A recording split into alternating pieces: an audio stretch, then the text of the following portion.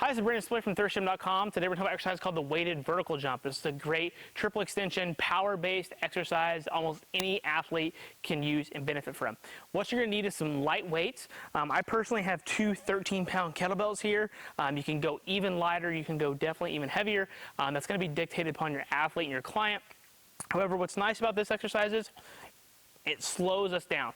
So a normal vertical jump, we use myself for example, I have a 27-inch vertical. I definitely am not going to be able to jump 27 inches with these weights, right? So I'm going to be developing some power specific to jumping and loading it down, which is then in turn hopefully going to help me jump higher in the future. Now, I like kettlebells because of the way they're designed. The weights are below and it just feels more seamless. You can certainly use dumbbells as well. That's really just personal preference. The one pitfall to this exercise is you can't get your hands involved in the jump, right? You have to obviously hold the weights here and slinging them around, especially if we would have somebody really strong and powerful, maybe holding even 20-pound dumbbells. That doesn't make a whole lot of sense. It also is a safety issue. So the only pitfall of this exercise is their hands got to stay down here, but to that extent, that means we're also going to focus more of that relationship down to our lower body and not using our hands to help catapult us. Obviously, when we're doing a vertical jump test, we want to use those hands so that we can get as high as we can to see how high we can get off the ground. However, we still want to get as high as we can off the ground. However, we're trying to mainly target the lower body in terms of the loaded piece. So, now that I've rambled enough, grab the weights. Very, very simple. Just get in your normal vertical jump based position, okay? Feet not too wide, feet not too narrow. The easiest way I like to try to coach stuff like this is a jump position and a land position. So usually most kids know where they're going to jump from, and they also know where they land from. So you can use that in your determining of how they're landing to make sure that you're working on not only mechanics, but you're getting your best bang for your buck out of the exercise as well. So we're going to start in that jump position. We're going to jump as high as we can. Bend. When I bend, we want to make sure that I'm not squatting, okay? You got to tell your younger kids this for sure, or at least younger in terms of their training age. They might be, in their high school or whatever, but we don't want to come down to here and then jump, okay? We want to be able to load those hips up and go, okay? So they want to make sure they understand what a power position is. Hips are above the knee, basically a good athletic position.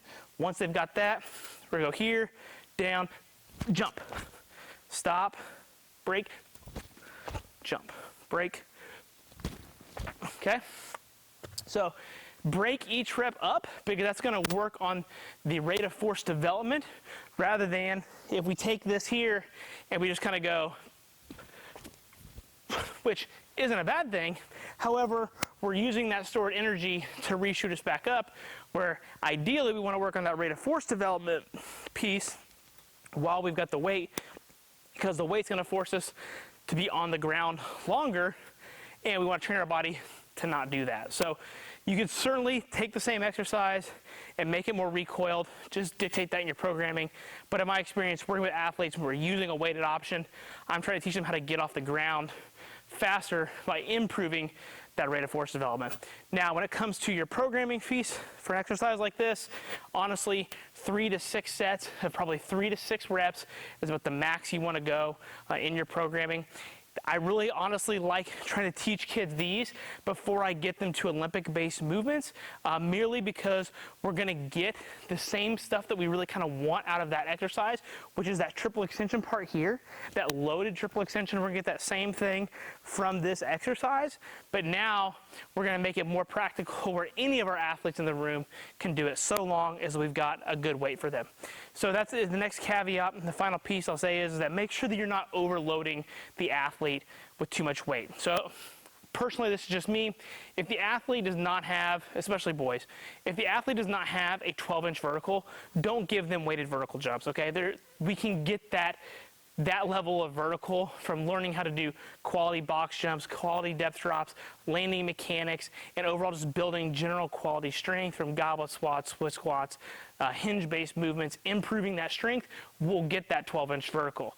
This is better for those athletes that are probably in the mid to upper echelon of their jumping. So they're kind of like, you can tell they can jump, but you're like, man, if we could get that kid just a couple more inches, they would be more explosive, they'd be faster, they look like they're floating, what have you. I think that kind of makes sense. So really the way that I kind of look at it is, can I give this athlete 2 10-pound weights assuming they're not super little, 2 10-pound weights, and it still look like an explosive power-based exercise.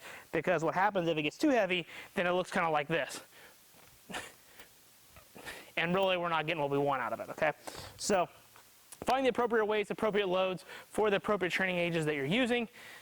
This may not be the exercise for them, but hopefully it is. If you got any questions, leave them in the comment section. Thanks. Have a great day.